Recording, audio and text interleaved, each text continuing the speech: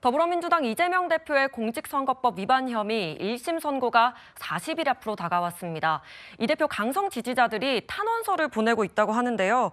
차 교수님, 이게 네. 무슨 내용으로 또 얼마나 좀 보내고 있는 겁니까? 지금 현재 내용을 보니까 이렇게 돼 있어요. 정치적 경쟁자를 제거하기 위해 억지 기소와 사기 사건 조작을 바로잡아서 쓰러져가는 민주주의를 지키고 사법 정의를 바로 세울 마지막 보루인 재판부에서 결과를 바로잡아 주시기를 간곡히 부탁합니다. 이런 탄원서 내용이고요. 네. 현재 그 공직선거법 사건 관련해서 60여 건의 탄원서가 접수가 됐다고 그랬는데 60여 건이라고 하니까 60개냐 그건 아니고요.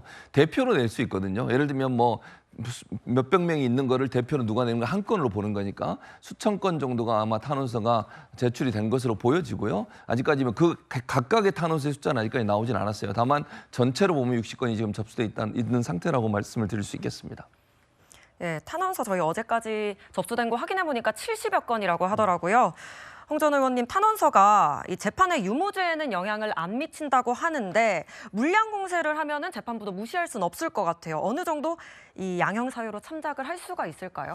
글쎄, 대한민국 법관들 판사님들이 이런 어떤 탄원서에 저는 흔들리진 않을 거라고 생각합니다. 철저하게 헌법과 법률에 의해서 그리고 본인의 어떤 양심에 기초해서 이제 판결을 할 것 같은데, 그런데 이제 탄원서를 통해서 결국 얻고자 하는 것은 결국은 이런 어떤 본인들의 어떤 강성 지지층을 배경으로 해서 어떤 여러 어떤 선동을 하고 특히 네. 또 이런 어떤 탄원서들이 많이 나갔음에도 많이 제출됐음에도 불구하고 본인들이 희망하는 이런 어떤 그 판결이 나오지 않았을 때는 지금 검사 탄핵을 하듯이 판사 탄핵을 하기 위한 어떤 준비 전 단계 작업이 될 수가 있다, 이런 어떤 생각을 하고, 그럼에도 불구하고 우리 대한민국의 법관들 판사께서는 철저하게 공정하게 판단하고 결정하시리라 생각합니다.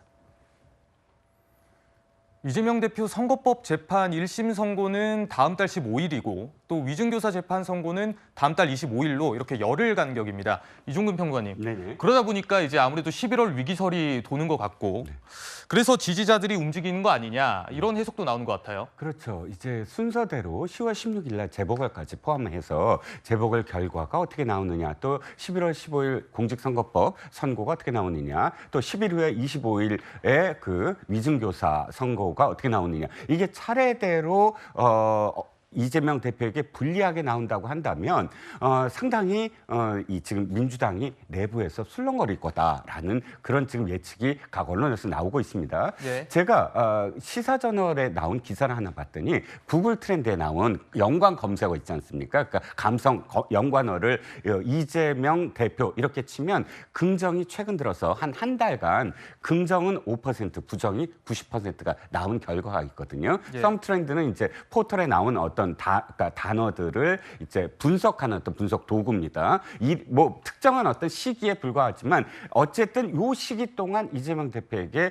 유리한 기사가 별로 없고 다 불리한 기사, 사건과 관련된 또는 재판과 관련된 그런 기사들이 쌓이다 보니까 이렇게 부정적인 어떤 연관 검색어가 많아지지 않겠습니까? 그러니까 특정 지지자들이 이것을 어떻게든 이재명 대표에게 우호적인 어떤 분위기로 바꿔야 된다라는 아마 그런 생각도 충분히 있을 겁니다. 그래서 적극적으로 탄원서를 내는 게 아닌가 싶습니다.